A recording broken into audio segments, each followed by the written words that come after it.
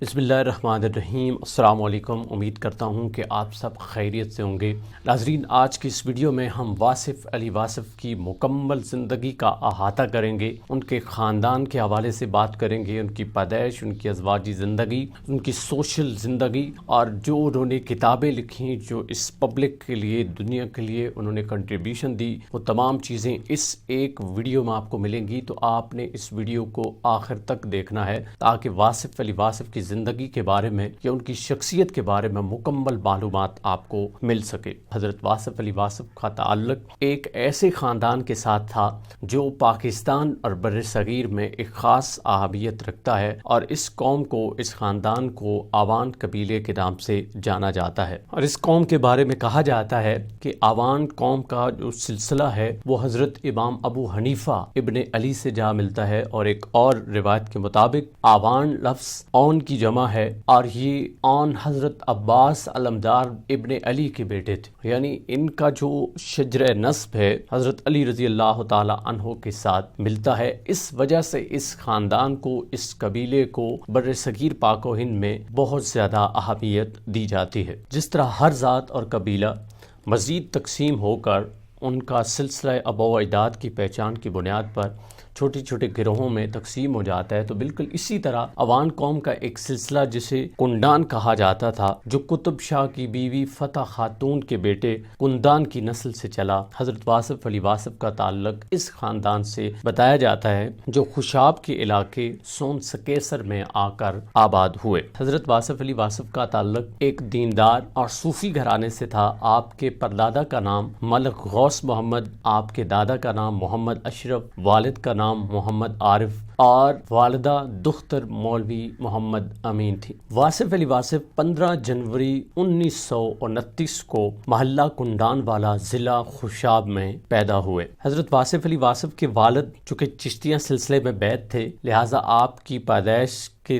3 रोज़ बाद तक कवाली मुनक्कद होती रही और खूब खुशियाँ मनाई गईं। हज़रत वासिफ़ अली वासिफ़ के अलावा आपके जो बहन भाई हैं उनकी तादाद और नाम कुछ इस तरह से हैं: मोहतरमा सुबैदा मलिक, ज़मीरुन निसा ज़ौजा मोहम्मद अकरम, शौकत महमूद, शमीम अख्तर ज़ौजा अज़ीज़ुर रहमान, गयास अमजद और बेगम मकबूल ज़ौजा कर्नल मकबूल शामिल हैं। अगर तालीम और तरबियत के हवाले से बात की जाए तो हज़रत वासिफ़ अली वासिफ़ ने एक मजहबी घराने में परवरिश पाई। आपने खुशाब से ही मिडिल पास किया और आला कारकर्दगी पर वजीफ़ा हासिल किया। इसी स्कूल से उन्होंने 1944 में मैट्रिक का इम्तिहान अव्वल दर्जे में पास किया। गवर्नमेंट इंटर कॉलेज झंग से आपने FA का इम्तिहान और 1949 में गवर्नमेंट डिग्री कॉलेज झंग से आपने BA का इम्तिहान भी अव्वल दर्जे में पास किया। इसी दौरान आप गैर निसाबी सरगर्मियों में भी हिस्सा लेते रहे और आप इस कॉलेज के एक अच्छे हॉकी प्लेयर माने जाते थे। इसके बाद वासिफ़ अली वासिफ़ आला तालीम के लिए लाहौर आ गए, जहां उन्होंने गवर्नमेंट इस्लामिया कॉलेज में रियाजी में मास्टर करने के लिए दाखिला लिया, मगर इसमें कामयाब न हो सके। इसके बाद उन्होंने गवर्नमेंट कॉलेज लाहौर से MA अंग्रेज़ी में दाखिला लिया, मगर इसमें भी आप मुसलसल मेहनत के बाद भी नाकाम रहे। MA में नाकामी की एक वजह इनके मुआशी हालात बताए जाते हैं, चूँकि ये साथ साथ बच्चों को ट्यूशन भी पढ़ाते थे। वासिफ़ अली वासिफ़ की अगर पेशा वाराना ज़िंदगी की बात की जाए तो आपने आगाज़ बच्चों को ट्यूशन पढ़ाने से किया था, मगर इसके बाद आपने एक तालीमी इदारे जिसका नाम एंग्लो पंजाबी कॉलेज था, इसमें अंग्रेज़ी पढ़ाना शुरू कर दी और एक अच्छे टीचर के तौर पर उभर कर सामने आए। आप ज़्यादा देर तक इस कॉलेज में नहीं ठहर सके। उसकी वजह ये थी कि आपने अपने बहन भाइयों को भी लाहौर बुला लिया था और वालिदैन की रिटायरमेंट के बाद आपको काफ़ी मुआशी मुश्किलात आईं। यूँ आपने एक अपने तालीमी इदारे की बुनियाद रखी जिसका नाम लाहौर इंग्लिश कॉलेज था, जो कि अनारकली बाज़ार में नाहब रोड पर 1962 में कायम हुआ। इस कॉलेज में सुबह के वक्त हज़रत वासिफ़ अली वासिफ़ की हमशीरा मोहतरमा शमीम अज़ीज़ पढ़ाती थीं। इसके इंतज़ामी मामलात आपके भाई शौकत और गयास संभालते थे और हज़रत वासिफ़ अली वासिफ़ शाम के वक्त अंग्रेज़ी की क्लासेस लेते थे, जिसमें आपके ज़्यादातर तालिब इल्म MA अंग्रेज़ी के थे। इस कॉलेज के बारे में ये भी कहा जाता है कि एक ऐसा पुरस्कार कमरा था जहाँ सिर्फ صرف رات کے وقت صوفی حضرات آتے تھے اور ذکر و اذکار ہوتا تھا، اور اسی وجہ سے حضرت واصف علی واصف کا رجحان تصوف کی طرف زیادہ بڑھا، اور آپ کئی مرتبہ کلاسز چھوڑ کر مختلف اولیاء کرام کی قبروں پر حاضری دینے چلے جاتے تھے، اور بعض اوقات اپنے شاگردوں کو بھی ساتھ لے جاتے تھے۔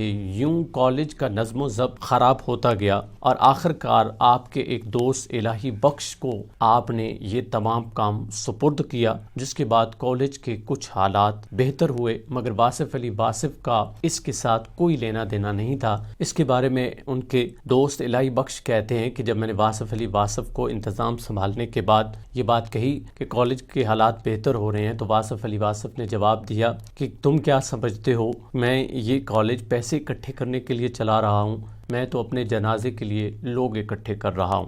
یوں آخرکار 1976 میں اس کالج کو بند کر دیا گیا اور اس کی بلڈنگ خالی کرا دی گئی، کیونکہ بلڈنگ کا کرایہ دینے کے بھی پیسے کالج جنریٹ نہیں کر رہا تھا۔ کالج کے بند ہونے کے بعد حضرت واصف علی واصف نے سمنا آباد کے ایک علاقے میں اپنا گھر لیا، اور وہاں اپنے اسی گھر میں ایک اسکول قائم کیا، جس میں نرسری سے لے کے 5ویں کلاس تک کے بچوں کو حضرت واصف علی واصف اور ان کی اہلیہ پڑھاتی تھیں، اور یوں ان کے گھر کا خرچ چلتا تھا۔ اگر واصف علی واصف کی ازدواجی زندگی کی بات کی جائے، حضرت واصف علی واصف کی منگنی شروع میں ہی ان کی ماموں ذات سے کر دی گئی تھی، جو کہ بعد میں ناخوشگوار واقعات کی وجہ سے ٹوٹ گئی، اور اس کے بعد حضرت واصف علی واصف نے معاشی حالات کو بہتر کرنے اور اپنے بہن بھائیوں کے اخراجات برداشت کرنے کی غرض سے شادی کی طرف توجہ نہ دی۔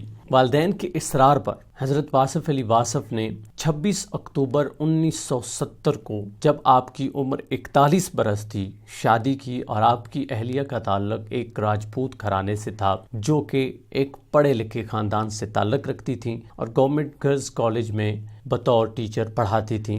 شادی کے بعد انہوں نے یہ ٹیچنگ چھوڑ دی۔ حضرت واصف علی واصف کو اللہ تعالیٰ نے ایک بیٹا اور 3 بیٹیاں عطا کیں۔ آپ کے بیٹے کا نام کاشف محمود اور بیٹیوں کا نام بالترتیب سعدیہ واصف، نادیہ واصف اور قدسیہ واصف تھا، جن کی تربیت واصف علی واصف نے خود کی، اور خاص طور پر آپ بیٹیوں سے بے انتہا محبت کرتے تھے اور ان کو کالج خود چھوڑنے جاتے تھے۔ واصف علی واصف چونکہ ایک صوفی صفت انسان تھے، تو آپ کی خواہش تھی کہ معاشرے کی اصلاح کے لیے کچھ نہ کچھ کیا جائے، اور اس مقصد کے لیے آپ نے ایک تحریک کی بنیاد بھی رکھی، جس کا نام تحریک قوت الاسلام تھا۔ اس تنظیم کے تحت وہ پاکستان میں اسلامی نظام نافذ کرنا چاہتے تھے، معاشرے میں عدل و انصاف قائم کرنا چاہتے تھے، مگر پریکٹیکلی وہ اس بارے میں کچھ نہ کر سکے، اور یوں انہوں نے اس چیز کو ترک کر کے باقاعدہ محافل شروع کر دیں اور مختلف کالم بھی لکھنا شروع کر دیے، چونکہ ان کا مقصد اصلاح معاشرہ تھا۔ حضرت واصف علی واصف نے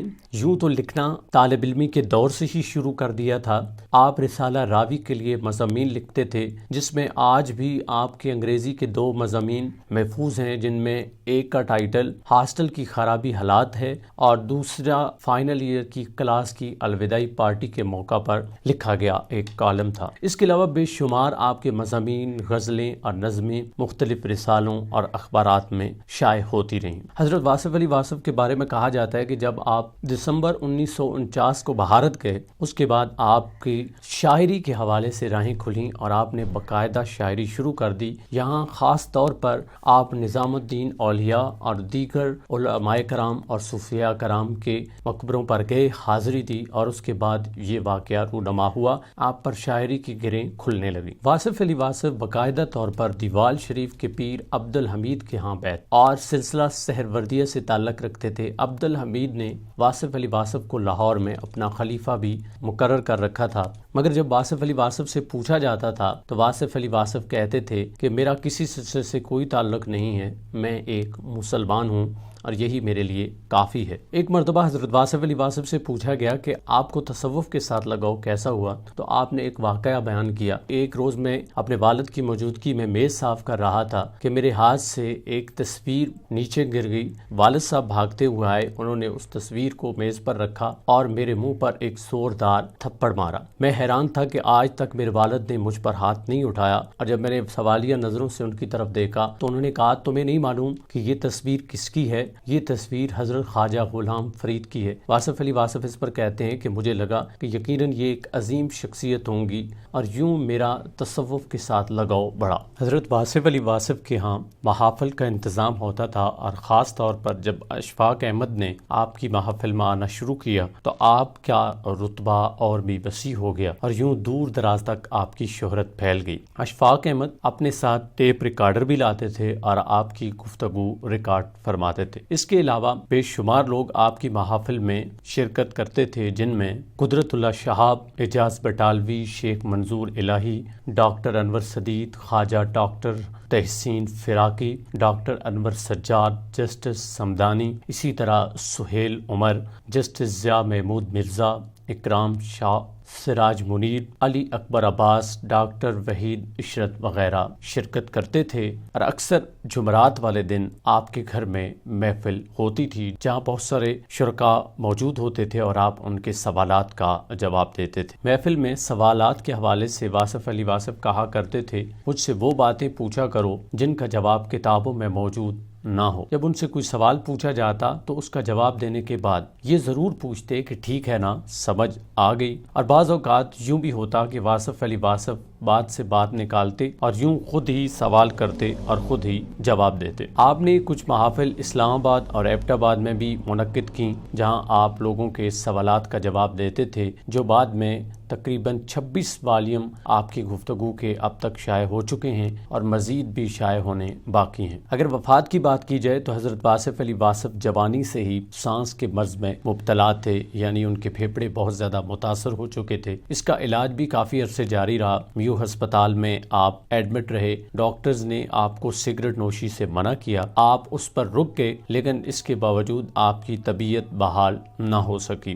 یوں مرض بڑھتا گیا اور ہائپر ٹینشن جیسے مرض کی تشخیص ہوئی اور ڈاکٹروں نے لا علاج قرار دے دیا۔ آپ کچھ عرصے کے لیے لندن بھی گئے جہاں ایک ہفتے کے بعد آپ واپس آئے اور آتے ہی وصیت کی اور ان میں اپنے بیٹے کاشف محمود کی جلد شادی کی وصیت شامل تھی۔ جو ان کے دوست احباب تھے، جو ان کے ماننے والے تھے، ان کو انہوں نے یہ وصیت کی کہ ہمیشہ احکام الہی کے پابند رہنا۔ انہوں نے اپنی آخری محفل اکتوبر 1992 میں منعقد کی جہاں انہوں نے اپنی وفات کا اشارہ دے دیا تھا۔ 18 جنوری 1993 یعنی 1993 کو آپ خالق حقیقی سے جا ملے۔ 19 جنوری 1993 کو آپ کو لاہور کے تاریخی قبرستان میانی میں سپرد خاک کیا گیا۔ اگر آپ کی تصانیف کی بات کی جائے تو آپ کالج کے دور سے ہی لکھتے تھے، مختلف اخباروں اور رسالوں میں آپ کے کالم، آپ کی شاعری وغیرہ چھپتی تھی، لیکن آپ کی سب سے پہلی باقاعدہ تصنیف شب چراغ